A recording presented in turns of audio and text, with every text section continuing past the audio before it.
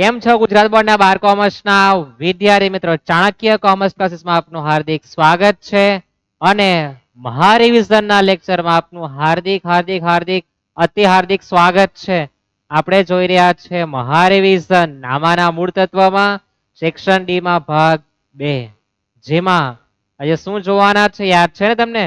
હા, તમે જાણતા જ છો. વિભાગ ડી માં તમે ભાગ 1 જોયો છે, તમે ભાગ 2 નો અભ્યાસ કર્યો છે. અધિક નફો મોસ્ટ આઈએમપી, ભારી સરેરાશ મોસ્ટ આઈએમપી તમે જોયું છે, જાણ્યું છે. હવે મારે તો વિભાગ ડી માં દાખલા કેટલા કરવાના છે? 3 ને? જાગતા જ તમે છે.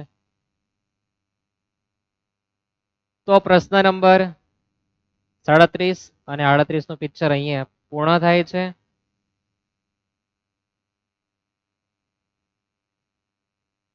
હવે આપણે જોવાના છે 39 અને 40. ભાગ 2 માં આપણે 39 અને 40 નંબરનું જોવાના છે.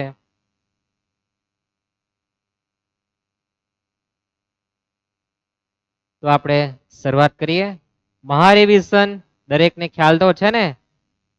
17મી માર્ચ આપણું જે પેપર છે એના માટે આપણે દરેક ચેપ્ટરમાં જે પણ જરૂરી જાણકારી માહિતી પરીક્ષાલક્ષી છે તેની આપણે સમજૂતી લેતા છે અને પરીક્ષાની પૂર્વ તૈયારી કરતા છે. યાદ છે ને?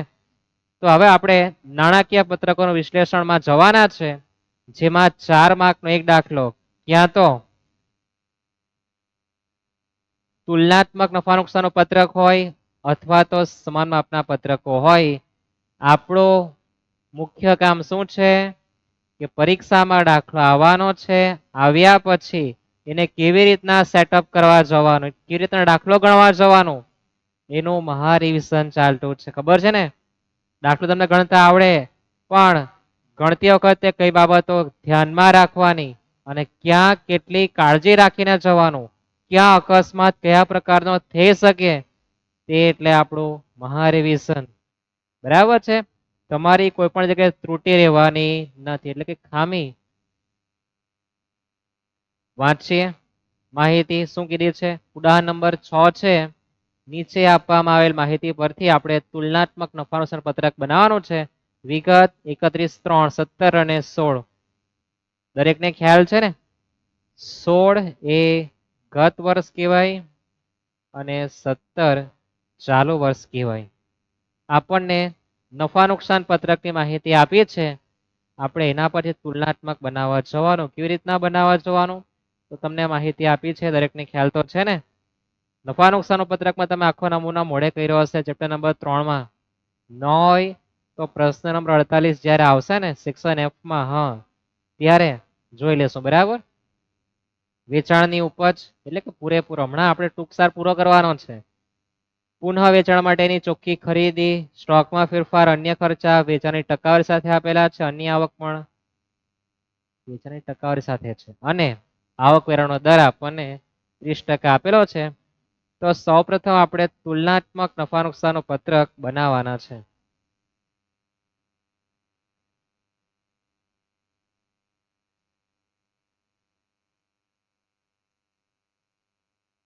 થતું નથી ઉપર.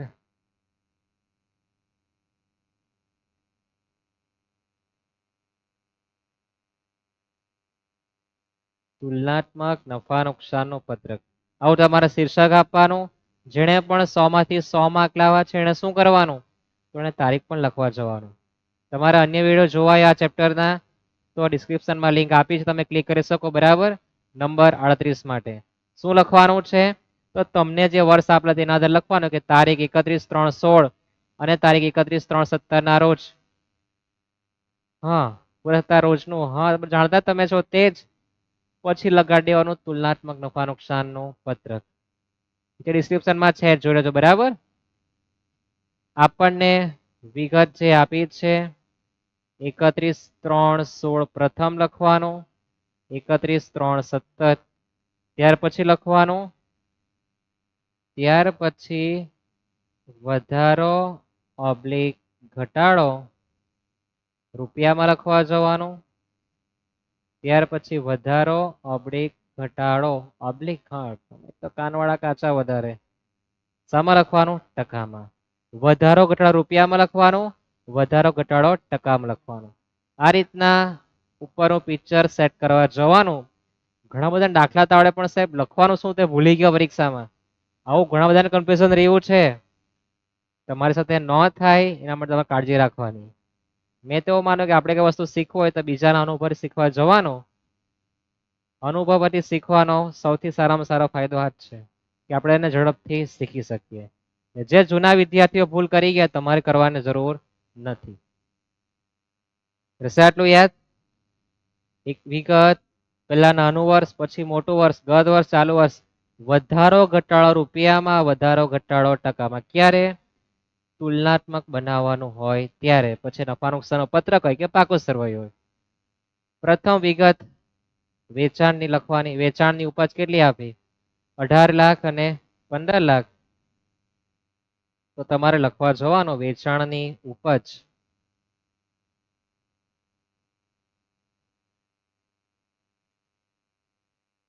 18 લાખ છે અને 15 લાખ છે. સૌપ્રથમ ક્યાંથી શરૂ? સૌપ્રથમ તમારે લખવાનો વેચાણની ઉપજ પ્લસ અન્ય આવક અને જે આવે તે કુલ આવક. હમણાં તમારે આટલું યાદ રાખવા જવાનું છે. પછી તમારા માટે છે શું? કંપની ધારા 2013 મુજબ પાકસરો નમૂનો જે આવશે ને, હા, અને ત્યાર પછી નફા નુકસાન પત્રક નમૂનો, ત્યાં તમને બધું ખ્યાલ આવી જશે. પણ હમણાં સૌપ્રથમ વેચાણની ઉપજ લખવાની. હવે આપણે વધારો કે ઘટાડો જાણવો હોય તો આપણી પર સામાન્ય દરેક પર તો છે ને કે 2016 મારા ઘરમાં 18 લાખ રૂપિયા હતા, હવે મારા ઘરમાં 15 લાખ થઈ ગયા. તો રૂપિયા વધ્યા કે ઘટ્યા? સિમ્પલ, સામાન્ય, એકદમ ઈઝી છે ને. કેટલા? 3 લાખ ઘટી ગયા. આવું તમે કહી શકો. તો કેટલાક તો મોઢે કરે કયામાંથી કયું માઇનસ? એટલે ભાઈ સામાન્ય બુદ્ધિનું કામ છે. 2016 મારા ઘરમાં 18 લાખ હતા, હવે મારા ઘરમાં થઈ ગયા 15 લાખ, તો 3 લાખ ઘટી ગયા. શું થયું? 3 લાખ ઘટી ગયા. ઘટી ગયા એટલે કાઉન્સમાં લખવાનું, માઇનસ કહેવાય ને. ઘટી ગયા તો ક્યાં લખવાનું? માઇનસમાં. અને પછી ટકામાં કેટલા? તો આપણા જે ઘટી ગયા છે કેટલા? 3 લાખ. તો 3 લાખ કેલ્સીમાં લખવાનું ભાગ્યા 18 લાખ અને પછી ટકાનું બટન કરી દેવાનું. તો મારા જે ઘટી ગયા છે 16.67. ખ્યાલ આવે?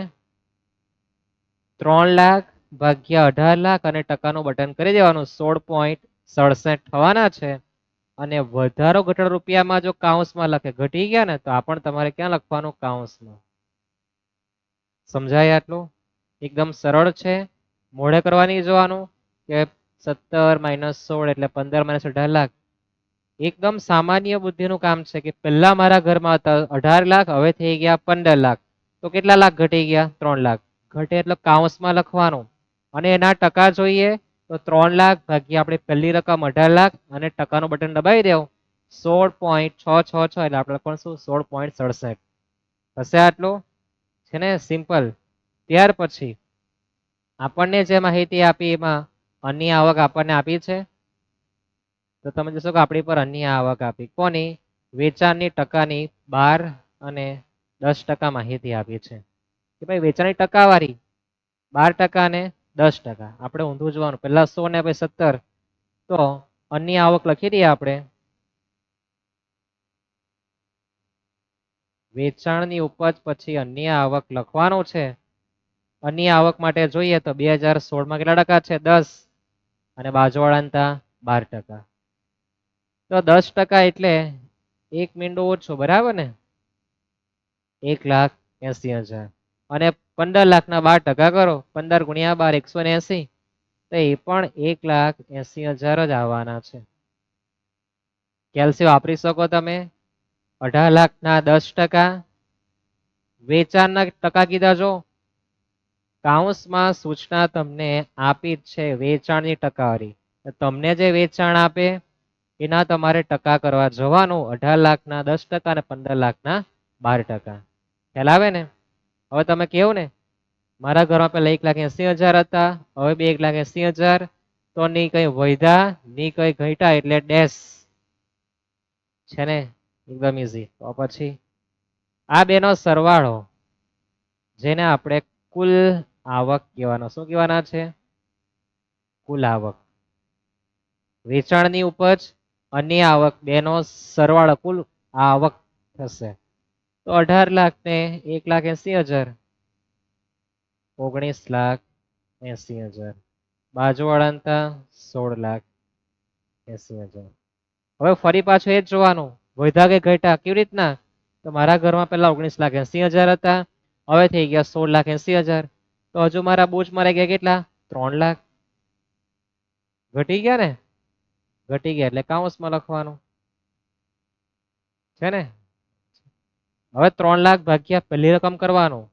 હા, સાવ છે તે અહીંયા રાખવાની. 3 લાખ તમારી પર જે છે એના ભાગ્યા કરવા જવાનું, નહીં કે પેલા ટપકાવાના 16.67. કેલ્સીમાં લખો 3 લાખ ભાગ્યા 19,80,000 અને ટકાનું બટન 15.15. અને વધારો ઘટાડો જો માઇનસમાં આવે રૂપિયા વાળું તો ટકા માઇનસમાં લખવા જવાનું. જેવો બાપ તેવો દીકરો. હશે આટલો યાદ? પાકો? અને તમને 2 માર્ક આપવાના છે, લખવાના. તો પછી ત્યાર પછી આપણા ખર્ચા જે પણ હશે તે ખર્ચા લખવા જઈએ આપણે.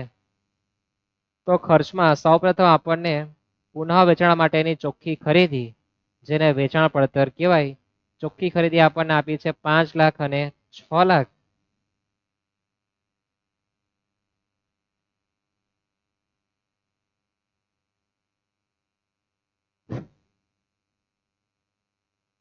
અંદર ક્યાંથી મગજ મારી આવ્યા?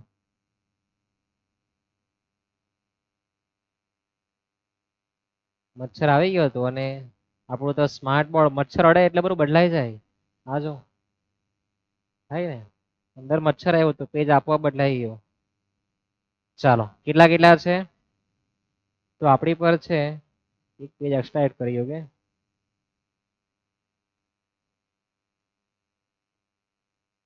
આ જો મચ્છરનો કમાલ જો કેટલો ખતરનાક છે. તો ચોખ્ખી ખરીદી છે આપણી 5 લાખ અને 6 લાખ. તો પહેલા મારી ખરીદી હતી 5 લાખ, હવે ખરીદી 6 લાખ. એવું બધું કઈ નહીં જોવા જવાનું. ધ્યાન એટલું છે કે મારા ઘરમાં પહેલા 5 લાખ હતા, હવે કેટલા થઈ ગયા? 6 લાખ.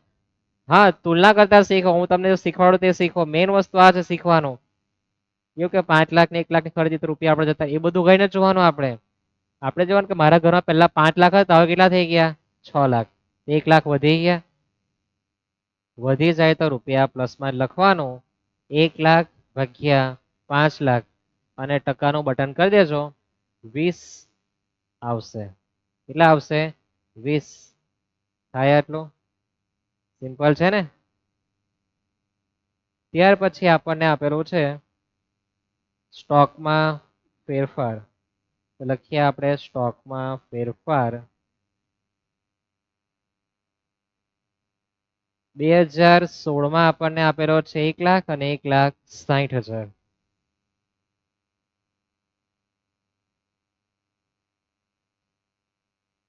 શું જોવાનું?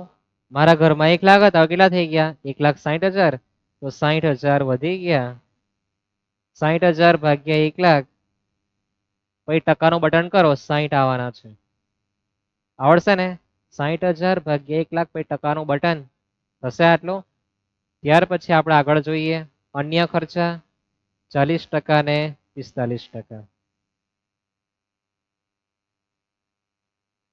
અન્ય ખર્ચા 40%. કોના ટકા કરવાના? સૂચના આપી છે કોના? વેચાણની ટકાવારીના. 18 લાખના 40%. 18 લાખના 40%. 18 ચોક 72, 7,20,000. થાય ને આટલું? તમારી આ છે જ કેલ્સીયમ લખવાનું. 18 લાખ ગુણ્યા 40%. થઈ ગયા મારા 7,20. ત્યાર પછી 45% કોના કરવાના? 15 લાખ. તો 15 લાખ મને નથી આવડતું. 45%. 15 લાખ ગુણ્યા 45% કરો એટલે 6 ને 75. કેટલા થાય? 6 ને 75. ઘરમાં 7,20,000 હતા, હવે થઈ ગયા 6 ને 75. શું થયું? ઘટી ગયું. તો ક્યાં લખવાનું? માઇનસમાં. તો 7 ને 20 માઇનસ 6 75 કરી દઈએ આપણે. તમારા 45,000 રૂપિયા ઘટી ગયા એમ કે ઘટી ગયા એટલે ક્યાં લખવાનું કાઉન્સમાં સમજ પડે ને આટલું ભાગ્યા 7,20,000 અને પછી ટકાનું બટન તો 6.25 બાપ માઇનસમાં તો દીકરો એ માઇનસમાં આવે યાદ રહેશે ને આટલું આ તો ત્યાર પછી આવક વેરાનો દર આપેલો છે જેને આપણે લખવાનો આવતો નથી બરાબર એને ક્યાં લખવાનું તો એના માટે આપણે શીખવાના છે કે ભાઈ આપણી જે આવક થાય એમાંથી ખર્ચા બધા બાદ કરવાના જે આવે તેને આપણે નફો કહેવા જવાનું અને એના પર આપણે આવકવેરો ભરવા જવાનો હોય તો આપણી પર આ જે કુલ આવક થયેલી છે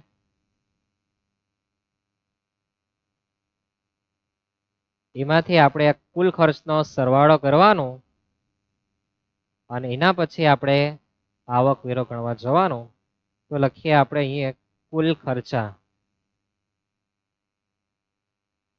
તો આપણે આ 3 એ 3 નો સરવાળો કરવાનો 5 ને 1 6 6 ને 7 13,20,000 હેડિંગ આપવાનો કુલ ખર્ચ આ 3 નો સરવાળો બાજુવાળા અંતા 6 ને 6 12 12 ને 1 13 ને 14 14,35,000 મારા ઘરમાં પહેલા 13,20,000 હતા હવે થઈ ગયા 14 ને 35 તો વધી ગયા કેટલા વધી ગયા તો કેલ્સીમાં લખી દે કે 14,35,000 માઇનસ 13,20,000 તો 1,15,000 મારા ઘરમાં વધી ગયા ભાગ્યા મારે પહેલી રકમ કરવાનો ભાગ્યા 13,20,000 પછી ટકાનું બટન પપ્પા પ્લસમાં તો દીકરો એ પ્લસમાં જ 8.71 યાદ રહેશે આટલું આ પાક્કું યાદ રહેશે ને અથવા તો કોઈની છે કે ભાઈ 1,60,000 એમાંથી 45 કાઢો કેટલા વધે 1.15 આ રીતના પણ તમે ગણી શકો થશે આટલું હવે લખવાનું આવક વેરા પહેલાનો નફો હવે આપણો પિક્ચર બદલાઈ જવાનું છે આવક વેરા પહેલાનો નફો એટલે આપણી પર જે આવક આ થયેલી છે એમાંથી આ ખર્ચા શું કરી દેવાના હા બાદ કરી દેવાનું શું કરી દેવાનું બાદ તો 19,80,000 માંથી બાદ કરી દેવાનું 13,20,000 મચ્છો તો જીવ લેતું છે 19,80,000 માઇનસ 13,20,000 કરીએ તો 6,60,000 રૂપિયા નફો આવે કેટલા આવે 6,60,000 એ જ કામ બાજુવાળા હતા 16,80 આવક થયેલી હતી એમાંથી મારો ખર્ચો થયો 14,35,000 તો 2,45,000 રૂપિયા મારો નફો થવાનો પછી શું કરવાનું પછી તો આપણે તે જ ગણતરી મારા ઘરમાં હતા 6,60 હવે થઈ ગયા 2,45 તો ઘટી ગયા કેટલા ઘટી ગયા બાદ કરી દઉં તો મારા ઘટી ગયા કેટલા 4,15,000 અથવા તમારામાં કોમન સેન્સ જેવું હોય તો પહેલા 3 લાખ પછી -1 ને 15 તો 3 ને 1 4 4 15 થવાના સમજાય ને આટલું ભાગ્યા 660 અને પછી ટકાનું બટન કરી દેજો તો દીકરો એ માઇનસમાં આવે 62.88% થવાનું ખ્યાલ આવે છે ને એકદમ સિમ્પલ યાદ રહેશે તમારી હશે તમારે કોઈ દોરવાની જરૂર નથી માઇનસ આવક વેરો જે આપણને 30% આપેલો છે અને ત્યાર પછી આવક વેરા બાદનો નફો તમને આવક વેરાનો દર આપેલો છે કેટલો 30% છે ને કોના કરવાના તો આપણી પર જે નફો આવે ને 660 કેલ્સીમાં લખવાનો 6,60,000 ગુણ્યા 30% તો 1,98,000 આવે પછી કેલ્સીમાં માઇનસ અને બરાબર બટન કરી દેવાનું દેખાય નહીં તમને પાછું 4,62 કેટલા 4,62,000 આ રીતના તમારે કામ કરી જ દેવાનું રહેશે આટલું યાદ ત્યાર પછી 2,45,000 ગુણ્યા 30%, 73,500 માઇનસ ઇઝ ઇક્વલ કરી દેવ 1,71,500. પછી બાજુવાળા 4,15, 4,15 ગુણ્યા 30%, 1,24,500 ઉપર બાપ માઇનસ તો દીકરો એ માઇનસમાં આવે, અથવા જો કોઈને પેટમાં દુખતું હોય તો એટલે સમજ નહીં પડતી હોય તો કેલ્શિયમ લખો ને 1,24,000. ઓ પહેલા મારા ઘરમાં હતા 1,98, હવે થઈ ગયા 73,500. ઓ ઘટી ગયા 21,500 આવી ગયા. બધી રીતના તમે ગણી શકો. બરાબર છે, યાદ રહેશે. હવે ટકાવારી કરીએ તો 1,24,500 ભાગ્યા 1,98, પછી ટકાનું બટન કરી દેજો તો 62.88 આવવાના છે. 2,90,000 ભાગ્યા 4,62,000 ટકાનું બટન. હવે તો નહીં આવ્યા એમ કે 290 ભાગ્યા 4,62,000 ટકાનું બટન 62.77. ભૂલ કરી નાખી. અહીંયા 2,90,500 આવવા જોઈએ ને. 4,15,000 માઇનસ 1,24,500, 2,90,500 છે. કેટલા છે? 2,90,500 ભાગ્યા 4,62 અને ટકાનું બટન 62.88% જ આવવા જોઈએ. છેલ્લામાં 3 માં ટકાવારી સરખી આવી જોઈએ. ભલે આપણે સમય લીધો હોય 20 મિનિટનો, પણ આપણે શીખી લીધું કે કેવી રીતના લખવાનો છે. મહત્વની વસ્તુ કે આમાં વેચાણની ટકાવારી આવી, અન્ય ખર્ચમાં વેચાણની ટકાવારી આવી. તો આ દાખલો અત્યાર સુધી બોર્ડની પરીક્ષામાં નથી આવ્યો, તો આવી શકે. અઘરી વસ્તુ નથી. એન્ટ્રી 2 વધારે આવે, બીજું કંઈ નથી થતું. બરાબર, પણ ટકા કોના કરવાના તમને ખ્યાલ આવવો જોઈએ. 2026 17મી માર્ચ 39 નંબર. પછી મારે કેવું નહીં પડે તમને. બરાબર, રહેશે આટલું યાદ. તો આ એક દાખલો અલગ હતો જે અત્યાર સુધી માર્કેટમાં ન આવ્યો હતો, તો પરીક્ષામાં આવી શકે. લેવાનું કઈ નથી, ટૂંકમાં 2 જગ્યાએ વેચાણની ટકાવારી આપી હતી. ગયા સાવ સેમ દાખલો પૂછાઈ ગયો હતો. બરાબર, સ્વાધ્યાયનો દાખલો હતો. જઈએ આપણે નવા દાખલા તરફ. થોડું નવું લાવીએ કે ભાઈ આવું પણ આવી શકે. એવું નહીં કે એકને એક વસ્તુ આવ્યા કરે. વાંચીએ સૂચના. કલ્પના કંપની લિમિટેડ તમને તુલનાત્મક પત્રકની ખોટી વિગત શોધવા કે એમ કે અત્યાર સુધી શું કરતા હતા આપણે કે ભાઈ 16 અને 17 આપણે તુલના કરતા કે ભાઈ મારા ઘરમાં પહેલા આટલા હતા, હવે થઈ ગયા આટલા, તો વધ્યા કે ઘટ્યા, અને પછી આપણે ટકા શોધતા હતા. તો આ વખતે આપણે પ્રોસેસ ઊંધી કરવાની. જો શું કરવાની, તો આપણને આ આપેલું છે, કીધું છે કે મારા ઘરમાં 3 લાખ ખૂટી ગયા એમ કે રીતના ખૂટી ગયા 3 લાખ. તો પહેલા મારા ઘરમાં 18 લાખ હતા, 15 લાખ. એટલે કે આ 15 અને આ 3 હું પ્લસ કરું આ બેનો તો આ જવાબ મળી જાય. સિમ્પલી ખ્યાલ આવે ને. આ માઇનસ છે એટલે પાછું હા તે જ શીખવાનું. ખ્યાલ નહીં હજુ જોઈએ તો અહીંયા મારા ઘરમાં 6 લાખ, 6 લાખમાંથી 1 લાખ બાદ કરો તો 5 લાખ આવે. આમાં તમને ક્લિયર કટ સમજ પડે ને. 160 માઇનસ 60 કરો તો 1 લાખ આવી જાય. પેલું માઇનસમાં છે એટલે માઇનસમાં પ્લસ થાય, તમે કન્ફ્યુઝન થાય. તમે સિમ્પલ બતાવી દો કે ભાઈ આ 160 માઇનસ 60 પર 1 લાખ થાય. 6 લાખ માઇનસ 1 લાખ કરું 5 લાખ થાય. થાય ને. માઇનસ થોડું તો આપણને કશે આપેલો નથી આપ્યું ને. આપણે સિમ્પલ 15 માઇનસ 5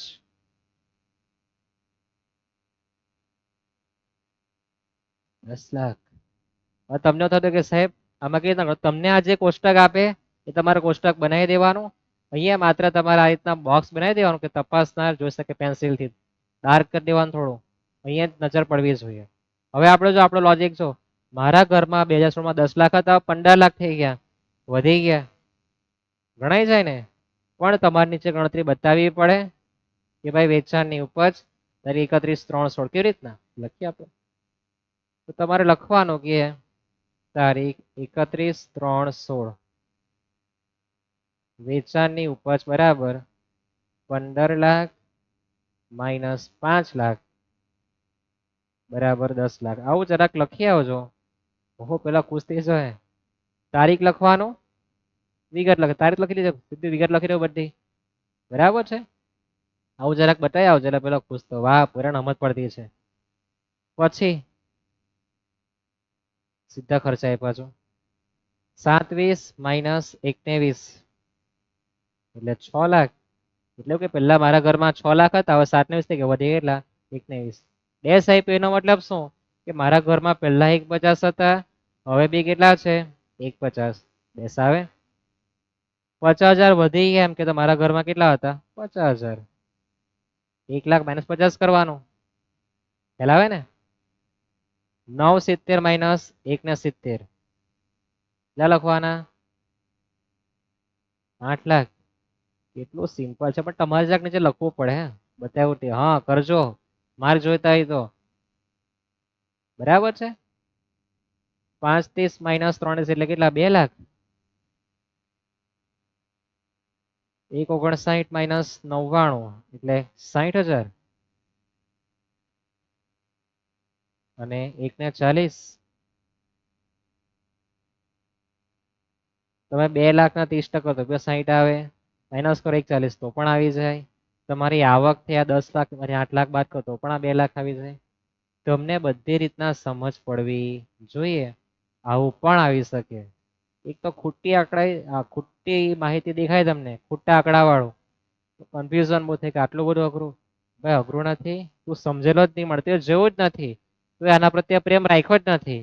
થોડો ઘણો તો પ્રેમ કર આને. એકદમ ઈઝી વસ્તુ છે. 4 માર્ક તો એમ પૈસા પૈસા એમ તેના જેવું છે, એમ છલકાય માર્ક તો તમારી પર. જઈએ આપણે નેક્સ્ટ દાખલા તરફ, કઈ નવું લાવીએ. આપણું છે મહારિવિઝન, જેનો મુખ્ય ઉદ્દેશ કે ચેપ્ટર વિશે આપણે સંપૂર્ણ માહિતી મેળવવાની, જે પરીક્ષામાં આવી શકે નહીં, એટલે એ જોવાનું શાંતિપૂર્વક. તમે પેલું સ્કીપ કરીને બહુ જ હોય તો તમને મજા નહીં આવે. કીધું છે કે હિમાની 2 વર્ષના તમને નફા નુકસાનના આંકડા આપ્યા. પછી આ પત્રકોના આધારે સામાન્ય માપના પત્રકો તૈયાર કરો. તુલનાત્મક નહીં, સામાન્ય માપના.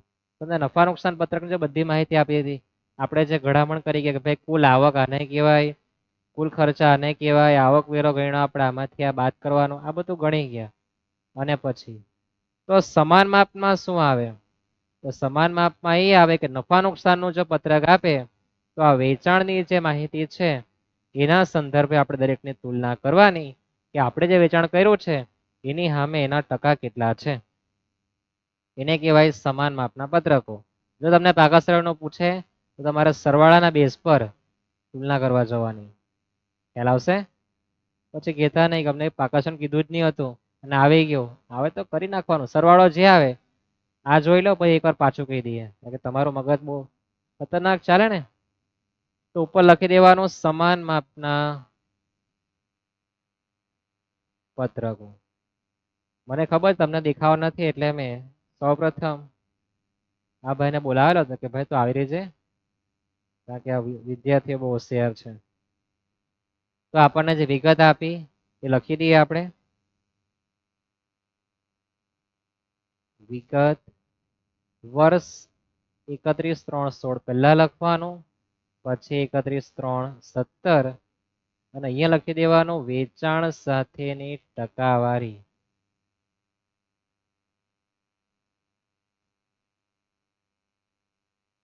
એકત્રીસ 3/16 એના ટકા, 31/3/17 એના ટકા લખવા જવાનું. આખો નમૂનો છાપવાનો છે. છાપવામાં મજા આવી જાય તમને લોકોને. તો આપણે છાપી દઈએ. સૌ પ્રથમ વેચાણની ઉપજ છે,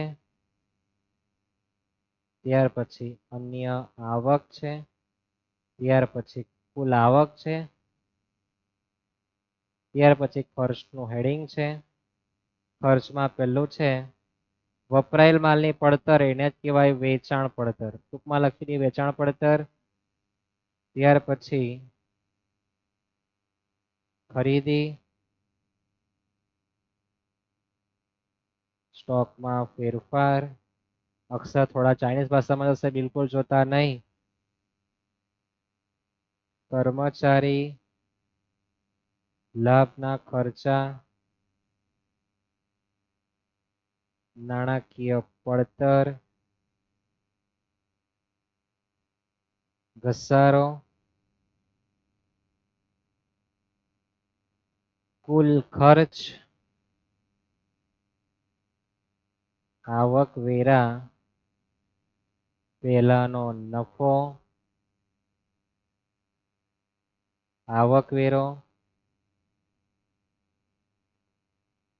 આવકવેરા બાદનો નફો. થાય આટલો? ભાઈ મજા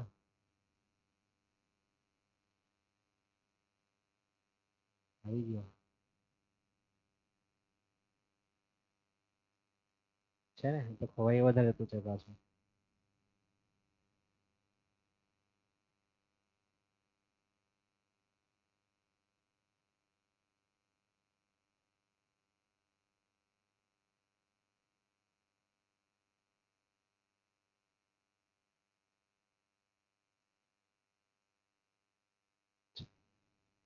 તો હવે આપણે આ ભાઈને બોલાવી દઈએ. તો ભાઈ આ બાજુ આવતો રે.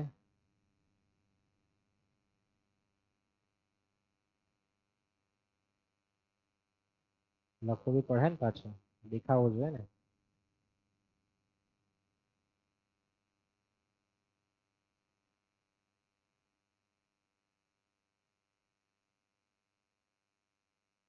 પેલા આપણને આપેલા છે 32 લાખ અને 28 લાખ.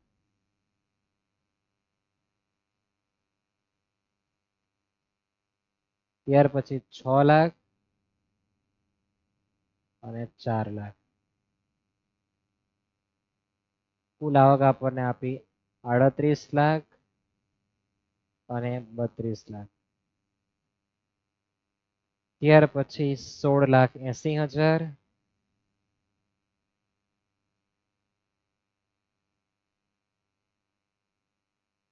અને 14,50,000. 3 લાખ છે અને 2,80,000. ત્યાર પછી 70,000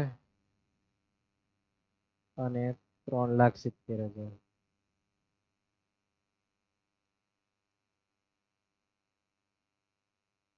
ત્યાર પછી 2 લાખ છે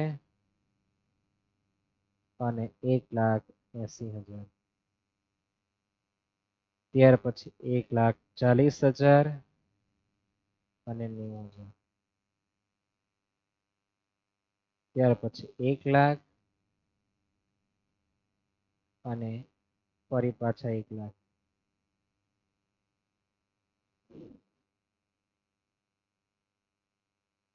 હવે તો દેખા હરખી રીતના કે મથાવ્યા નહીં કરતી. 1 લાખ 1 લાખ પછી આપણો સરવાળો જતો રહ્યો. લઈ રહીએ આપણે એને પાછું.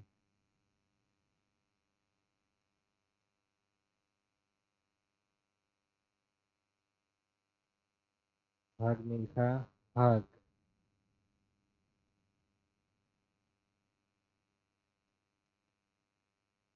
ત્યાર પછી આપણને સરવાળો આપેલો છે 23,50,000. તમે તો બહુ સ્કીપ કરીને જોતા હશે બધા હોશિયાર લોકો એટલે. પણ તમને મારે લખતા બી શીખવાનું છે કે આમાં છાપ્યા જ કરવાનું છે ખાલી. 14,50, 4,35 અને 10,15,000. ત્યાર પછી 2,19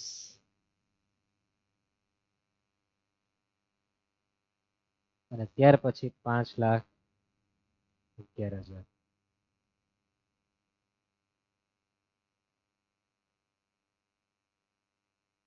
બસ તારું કામ પૂરું, મોકલી આપી જતો રહે. તો તમે આ રીતના પૂરેપૂરો છાપી દેવાનું, કોઈ વધારે મહેનત કરવાની જરૂર નથી. પછી આ કેલ્સી અને તમારું મગજ. શું કરવાનું? તો વેચાણ સાથેની ટકાવારી લખી છે, તો આપણું આ જે વેચાણ જે છે એને આપણે છેદમાં રાખવાનું. તમે પેલું P1 ભાગ્યા P0 ગુણ્યા 100 કરતા ને તે જ કરવાનું છો. 32 લાખ પેલું અચલ આધારિત, હા યાદ આવી ગયું ને, તે જ એક જ ચાલે એમ કે ને. હા કેમ લાગે, આવડી ગયું. તમે સ્ટેટમાં ભણ્યા કે એક જ ચાલે અચલ આધારિતમાં છેદમાં અચલ આધારનો હું, હા આધાર વર્ષની રીતે અહીંયા એક જ ચાલે વેચાણની ઉપર ચાલે. ક્યારે? સમાન માપના પત્રક તે નફા નુકસાનના પત્રકમાં ગણતરી કરવાની હોય ત્યારે. યાદ રહેશે? તો એક જ ચાલે છેદમાં 32 લાખ અચલ. 32 લાખ ભાગ્યા 32 લાખ ને ટકાનું બટન. વાહ ભાઈ વાહ, 100 આવે. પહેલામાં 100 જ આવે, યાદ રાખજો. આ પછી શું કરવાનું? 6 લાખ ભાગ્યા 32 લાખ અને ટકાનું બટન 18.75. ટકાનું સાઈન ઉપર આપણે આપી જ છે ને આપેલી. કેટલું સહેલું છે જો.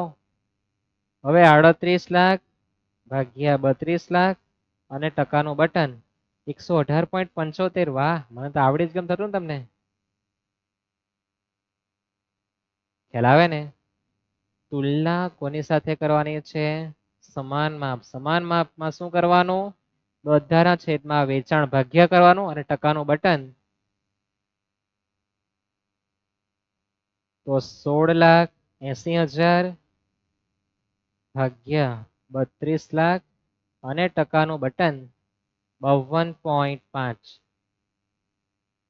17 નું તમારા માટે હોમવર્ક રાખીને જવાનું છું મેં. એટલું પ્રેક્ટિસ તમારે કરવાનું.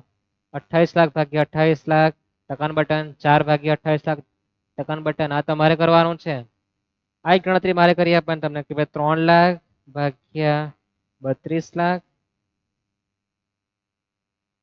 ટકાનું બટન તો 9.375. 70,000 ભાગ્યા 32 લાખ અને ટકાનું બટન માઇનસમાં ચાલતો બાપ ઇન્તા જન્મતી ઓલાદ, હા માઇનસમાં જ આવે. યાદ રહેશે આટલું?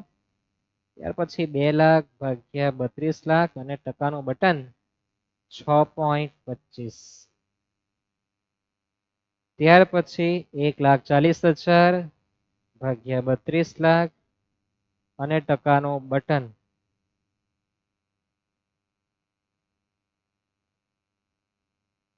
1 લાખ ભાગ્યા 32 લાખ અને ટકાનું બટન છે ને એકદમ સરળ. ત્યાર પછી 23,50,000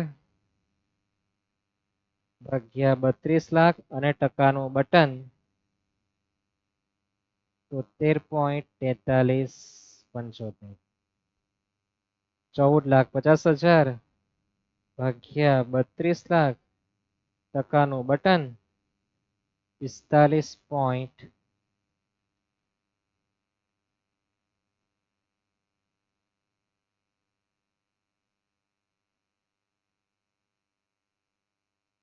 31.25. હવે તમે કઈક આ લાઈન આપણે ખાઈ ગયા બરાબર ને? હા ખાઈ ગયા છે. 1470 માંથી માઇનસ કોણ રહી ગયા? લખી દઈએ આપણે તો 32 લાખ આવક માઇનસ એમાંથી ખર્ચો 2470 તો 7 ને 30 આવે.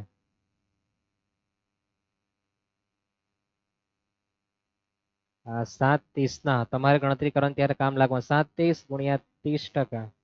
ઓકે 2.19 માઇનસ ઇઝ ઇક્વલ આવી ગયું. આ રહી ગયેલા તો લખવાના. નજર હટી દુર્ઘટના ઘટી, તેના જેવું જ છે. આપણે પહોંચી ગયા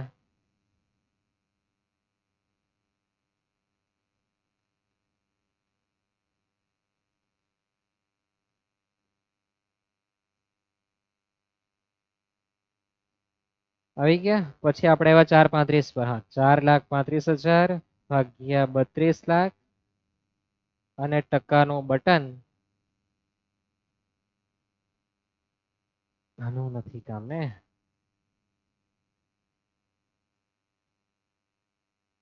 13.59,375. તમારે બે આંકડા લખવાના ઇનફ છે. 10,15,000 ભાગ્યા 32 લાખ અને ટકાનું બટન 31.71 છે. 72 કરી શકો બરાબર છે. થશે આટલું. પોઈન્ટ દરેકને દેખાય તે રીતના લખવાના. આ કેટલું સિમ્પલ છે. તો આ દાખલો ક્યારે આવે પરીક્ષામાં એ તમને કોઈ નથી કહેવાનું. યાદ રાખજો, જ્યારે તમને ભાગને દાખલામાં જો મૂડીકૃતના આધારે પૂછે, અધિક નફાને મૂડીકૃત કરો, ભારી સરેરાશને મૂડીકૃત કરો, તો ભાગની દાખલા જ્યારે અઘરા પૂછે ત્યારે તમને આ રીતનું સમાન માપનું પત્રક આપી શકે, નહીં તો નહીં આવે. બે માંથી એક પણ દાખલો હશે મૂડીકૃત કરવાનો તો આવો દાખલો આવી શકે. ક્યાં? તુલનાત્મકમાં. સરળ દાખલો ને, બધું જ જોવાનું હોય.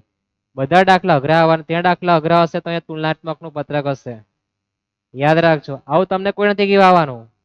આવું તમને કોઈ નથી કહેવાનું કે ત્યાં ભાગની દાખલા જો મૂડીકૃતના આધારે હોય તો આમાં સમાન માપનું પત્રક હશે, અથવા ત્યાં મૂડીકૃતના દાખલા તો તુલનાત્મકમાં શું હશે, તો તુલનાત્મકમાં દાખલો એકદમ સિમ્પલ હશે. કુલ આવક આપી હશે, કુલ ખર્ચા આપ્યા હશે અને તમને આવકનો દર આપ્યો હશે. એકદમ સિમ્પલ હશે, પણ તમને પસંદગી કરતા આવડવી જોઈએ. આપણો આ લેક્ચર અહીંયા પૂરા કરીએ, ત્યાર પછી આપણે ગુણોત્તર આના પછીના નેક્સ્ટ લેક્ચરમાં જોવાના છે. રિવિઝનનો મુખ્ય ઉદ્દેશ અંતની 5 મિનિટ તમને મેં કીધી છે. 5 મિનિટમાં 2 મિનિટમાં આપણે પતાવી રહ્યું. શું જોયું છે આપણે કે ભાઈ દાખલો ક્યારે આવી શકે. આ બીજી ગણતરી તમારા માટે આપણે હોમવર્ક રાખેલી છે, તમારે ગણવાનું થશે ને. 28 લાખ ભાગ્યા 28 લાખ ટકા 100, 4 લાખ ભાગ્યા 28 લાખ. સમાન માપના પત્રકમાં શું યાદ રાખવાનું કે નફા નુકસાનનું પત્રક આપે ત્યારે અચલ આધાર જેવો એક જ ચાલે, આમાં વેચાણની ઉપજ ચાલે. અને જો તમને પાકું સરવાળો આપ્યું હોય તો પાકસરનો સરવાળો આપે ને, હા, મિલકતનો અને દેવાનો, તો એ સરવાળો તમારે ભાગ્યા કરવા જવાનો. એમાં સરવાળો એક જ ચાલે, છેદમાં ચાલે, પછી ટકાનું બટન કરી દેવાનું. રહેશે આટલું યાદ. મળીએ આપણે નેક્સ્ટ લેક્ચરમાં. તે પહેલા ચેનલને સબસ્ક્રાઇબ કરી દેજો, જેથી તમને દરેક લેક્ચર સમયસર મળી રહે. અને આપણી આઈએમપી બેસ્ટ આવું કહેતો નથી, પણ તમને જે આઈએમપી મળે એ કેવી છે, એકદમ ચોક્કસ છે. બેસ્ટ અને ચોક્કસમાં ફરક છે, એ તમારે શોધવાનું. ચોક્કસનો અર્થ એ કે તમને કયા પ્રકારે દાખલા પૂછી શકે અને કેમ આવું જ આ દાખલો કેમ નહીં આવે, આવું તમને કોઈ કહેવાનું ન. તમને આઈએમપી આપી દેશે, આઈએમપી લઈ જાઓ, આઈએમપી લઈ જાઓ, આઈએમપી લઈ જાઓ. પણ આઈએમપી તમને આપે, તમને દાખલા ગણતા પણ આવડવું જોઈએ ને, યાદ પણ રહેવું જોઈએ ને, કે આવું આવે તો આવું કરવા જવાનું હોય. તમને આ દાખલો આઈએમપી આપી દે, તમે કેવી રીતના ગણે. પછી તમને એવું કીધું હોય કે મારા ઘરમાં પેલા 10 લાખ હતા, 15 લાખ થયા, તો 5 લાખ વધી ગયા. તમે હું ઘરે બેન કેવી રીતના સમજે, તમે તો માઇનસ કરે 15 માં 5 લખી દેવાનું. પણ કેમ આવું કર્યું એનું રીઝન નથી કહેતા. શીખવાનું આપણે આ છે. યાદ રહેશે? દરેકને યાદ રહેશે ને? પાક્કું. અને જો માઇનસમાં આવે તો બાજુવાળા માઇનસમાં લખવા જવાનું. યાદ રહેશે આટલું? તો મળીએ આપણે નેક્સ્ટ લેક્ચરમાં. ગુણોત્તર જોવાના છે. અને સબસ્ક્રાઇબ કરો, તમારા મિત્રને શેર પણ કરી દેવો, જેથી તમારા ભલામાં એમનું પણ ભલું થવાનું છે.